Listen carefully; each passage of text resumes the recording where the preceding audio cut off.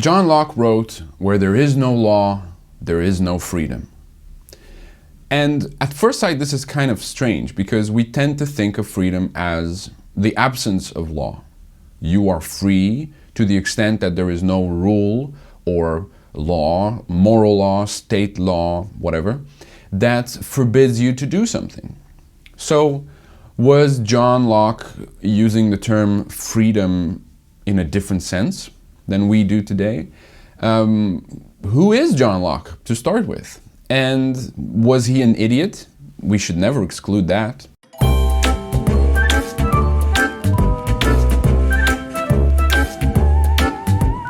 John Locke is a 17th century philosopher who is most famous for two works. One of them is in the theory of knowledge, so epistemology, and that's called An Essay Concerning Human Understanding. I'm not going to say much about that now. But the second one, Two Treatises of Government, is his contribution to political theory, and that's where the quote comes from. And I actually have the full quote, which will not help a lot, but still give a bit of context. So in this Two Treatises of Government, actually in the second treatise, the first one is not very relevant today because it's the refutation of a political theory that is obsolete now. It's the theory that monarchs have a God-given right to rule. And why do they have that? Because they are descendants from Adam. So John Locke refutes that brilliantly, but not very relevantly for us today. And then in the second treatise of government, he's left with this empty space, almost like a vacuum, where the question arises, okay, monarchs don't have a God-given right to rule, but where does their legitimacy come from? So this is what he talks about. And the full quote is, "The end of law is not to abolish or restrain, but to preserve and enlarge freedom. For in all the states of creating beings capable of law, where there is no law, there is no freedom." Now, in order to explain this, we have to say something about his approach to the question of political power. The book, the second treatise of government, has a rather indirect approach, but an approach that was very fashionable at that time, and it is the following. In order to explain why a certain power is legitimate, so in order to explain why certain forms of what Locke calls civil government are legitimate, we have to look back at that initial moment where the subjects agreed upon, so signed implicitly or explicitly, signed a contract to create the state, to create the civil government. Because in that contract we find the function of the state, and to the extent that the state fulfills that function, the state is legitimate. So this is called the Contractarian Approach in political theory or political philosophy. So now we have to go back to when humans agreed, or individuals agreed to create a state. Obviously, this cannot be a historical exercise because there are no records from, 12, 15, 20,000 years ago when presumably subjects entered this covenant, this agreement, this contract. So we have to do it via something of a thought experiment, and this thought experiment consists of imagining what is called the state of nature. Now, this is not Locke's term. The state of nature is also discussed by another philosopher in the 17th century, Thomas Hobbes. So now we have to look at this state of nature and see what exactly individuals agreed upon when they created the state, when they created a civil government. Now, for Locke, it is very important to note that in this state of nature, you're not fully free. In the state of nature, you're maximally free because there is no rule, there is no state. There's nothing to limit your behavior of that kind, no external authority. However, there is an internal authority. When you are a human being 12, 20,000 years ago, in a state of nature, you are governed by something. and that is what is called the natural law. This is also not Locke's term. The idea of the natural law, of a natural law, is very, very old in philosophy. It goes back actually to Indian philosophy, way before, Plato and Aristotle and Socrates and all that. Now, the idea is most commonly associated with Thomas Aquinas, the medieval philosopher and theologian, and it is the following.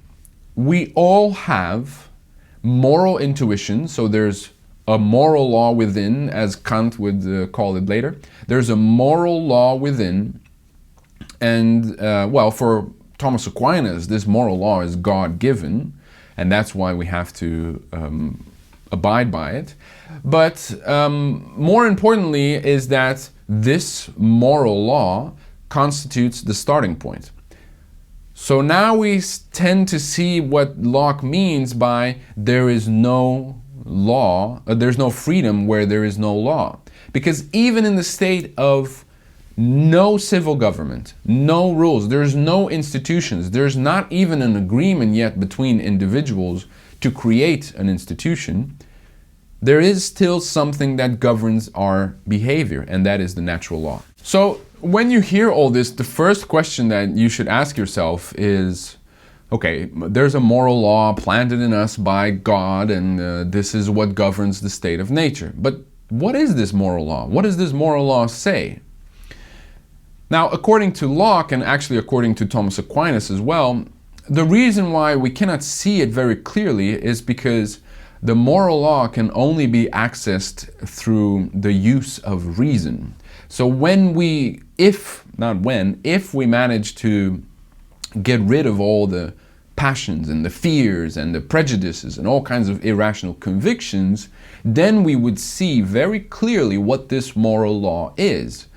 Since we are less than perfect, there will be some variation, there will be some doubt regarding this this natural law. But it is interesting to see that although there are differences in what people and societies consider to be naturally forbidden or naturally allowed, there are also some very striking similarities. So, for example, all societies have some version of the rule, do unto others as, that rule, do unto others as you would have them do unto you. So there is, at a very fundamental level, an intuitive validity of the rule that you should treat yourself the way you treat others and the other way around. What do you mostly aim for? Well, you mostly aim for survival and the preservation of the self. Well, that's what you should have for others as well. And that's why it is wrong in most, if not all, societies. It is wrong to hurt innocent people. It is wrong to steal from innocent people. It is wrong. Violence towards innocent people is morally forbidden. And there are other examples. For instance, adultery is in one way or the other forbidden in most societies. So maybe there's something there regarding adultery that is naturally forbidden, is forbidden, well, by God maybe, but by some intuition that we all share.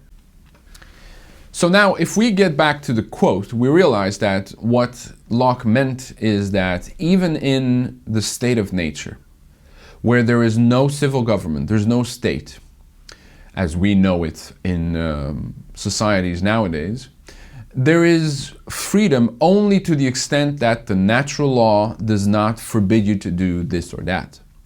If there is no natural law, if there had been no natural law, we would have had no experience of freedom. The only reason we experience freedom is because we see the fence somewhere. And what we realize is like, okay, within the fence, within the area established by that fence, we are free to do whatever we want. We are free to the extent that natural law does not forbid us to do this or that. So now, if we go back to the quote, we realize that what John Locke meant to say was that even in the state of nature, So let's begin there. Even in the state of nature, there is no such thing as the absence of law, the complete absence of law. Locke says the state of nature is not a state of license, is not a state of do whatever. Because even in the state of nature, we are governed by these very fundamental moral intuitions that he calls natural law. But more importantly, later, when governments are established and when positive laws are created, the individual freedom is the extent to which you can do things that are not forbidden by this now positive law or posited law, so the laws of the state, the rules and regulations that the state creates. So this is an interesting observation that we experience freedom. Our intuitive experience of freedom is only possible relative to an existing law. Where there is no law, there is no freedom. Okay, now that's all I had to say. This is a very brief explanation of a quote that sounds a bit strange at first sight. Please subscribe and like if you like this video, and I hope to see you next time.